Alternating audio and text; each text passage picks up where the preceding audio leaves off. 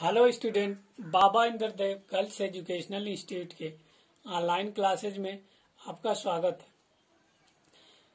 DElEd fourth semester के विषय शैक्षिक प्रबंधन और शैक्षिक प्रशासन में जैसा कि हमारा पहला लेसन चल रहा है संस्थागत नियोजन एवं प्रबंधन, और उसमें टॉपिक है हमारा संस्थागत नियोजन के उद्देश्य। तो आइए जानते हैं संस्थागत नियोजन के उद्देश्य क्या होते हैं। जैसे संस्थागत नियोजन के बारे में बताया गया था। देखिए, संस्थागत नियोजन में मुख्य रूप से जो बताया गया था कि विद्यालय या औद्योगिक केंद्र या दुकान, यही एक संस्था के रूप में है या कार्य करने की इकाई है। और यहाँ पर जो संस्थागत नियोजन में है, मुख्य रूप से विद्यालयी व्यवस्था के ऊपर ध्यान दिया गया है। और विद्यालय विशेष की संस्थागत नियोजन में विद्यालय विशेष की आवश्यकताओं को ध्यान में रखकर ही बनाया गया, उसे ही हम संस्थागत नियोजन कहते हैं। यहाँ पे विशेषकर दुकान और औद्योगिक से मतलब नहीं है, यहाँ पे विद्यालय की विशेष आवश्यकताओं को जानना है। तो यहाँ पे आइए जानते हैं संस्थागत नियोजन के उद्देश्य। देखिए, संस्थागत नियोजन के उद्देश्य निम्न है। सबसे पहला इसमें पॉइंट है मानवीय मूल्यों का विकास करना। जो मानव के मूल्य हैं उसका विकास करना संस्था का मुख्य उद्देश्य है। मानवीय मूल्य होते क्या हैं, आइए जानते हैं। देखिए, मूल्य वे होते हैं, मूल्य अंग्रेजी शब्द के वैल्यू से बना है और यह लैटिन भाषा के वैलियर से बना है, जिसका अर्थ है उपयोगी, सम्मानी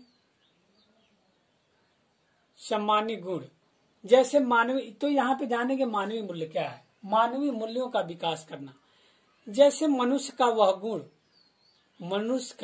वह गुण जिससे वे समाज में सम्मानित और गुणवान, चरित्रवान बनता है, वही मानवीय मूल्य कहे जाते हैं। और संस्था का मुख्य उद्देश्य होता है इन्हीं मानवीय मूल्यों का विकास करना। जैसे व्यक्ति अपने समाज में रहता है तो वहाँ पे हम देखते हैं कि किसी व्यक्ति को ज्यादा सम्मान मिलता है। क्यों मिलता है? क्योंकि उसके अंदर बहुत सारे गुण रहते हैं, शारीरिक, मानसिक, नैतिक, चारित्रिक, हर प्रकार के गुण रहते हैं। तो मानवीय मूल्य वही कहलाते हैं। उन्हीं का विकास करना संस्था का मुख्य उद्देश्य है, मानवीय मूल्यों का विकास करना। तो मानवीय मूल्यों के बारे में समझ गए। और दूसरा है व्यक्ति, समाज तथा राष्ट्र का सर्वांगीण विकास करना। संस्था का मुख्य उद्देश्य है कि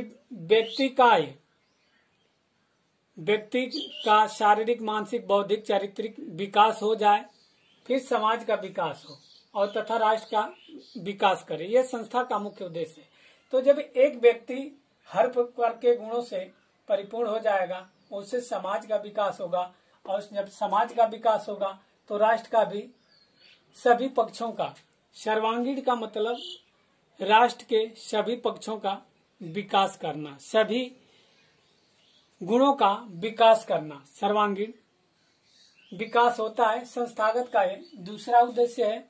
तीसरा उद्देश्य है वरिष्ठ लोगों के अनुभव का लाभ उठाकर विभिन्न स्थलों से साधनों को संचित करना। जैसे वरिष्ठ लोग, समाज में कुछ वरिष्ठ लोग हैं, उनके पास बहुत सारे अनुभव होते हैं। उनके अनुभव का लाभ उठाकर जो संस्था से में विभिन्न स्थलों में उपयुक्त या मौजूद जो साधन है, उनको कैसे रक्षित किया जाए, संचित किया जाए और उनका कैसे विस्तार किया जाए। चौथा पॉइंट है संस्थागत समस्याओं को समझकर उन पर शोध करना। देखिए, कोई भी संस्था जब स्टार्ट होती है, बनती है या खुलती है या चलती भी है, तो अगर उनमें उपयुक्त या वरिष्ठ लोग नहीं रहते हैं तो उनमें विभिन्न प्रकार की समस्याएं आती हैं। तो संस्थागत नियोजन का मुख्य उद्देश्य है कि उन समस्याओं को समझकर उन पे शोध करना। शोध का अर्थ होता है खोज करना, यानी उस संस्था से संबंधित क्या क्या समस्याएं हैं पहले तो उनको समझें और फिर उन पे विचार करें, खोज करें और उसमें सुधार करें। पांचवा है इसमें संस्थागत नियोजन से विद्यालय संबंधी, संस्थागत नियोजन से विद्यालय संबंधी विशिष्ट दशाओं में व्यापक सुधार की योजना बनाना। देखिए, संस्थागत नियोजन का मुख्य कार्य है कि विद्यालय से संबंधित विशिष्ट दिशा निर्देश प्रदान किए जाएं और उसमें सुधार किए जाएं। सुधार कैसे होगा? सुधार करने के लिए व्यापक तौर पे योजना बनानी पड़ेगी और योजना बना के ही उसमें सुधार किया जाएगा। तो यही संस्थागत नियोजन के उद्देश्य हैं। और हमारा अगला टॉपिक रहेगा विद्यालय प्रबंधन। तो आज के वीडियो में इतना ही। धन्यवाद।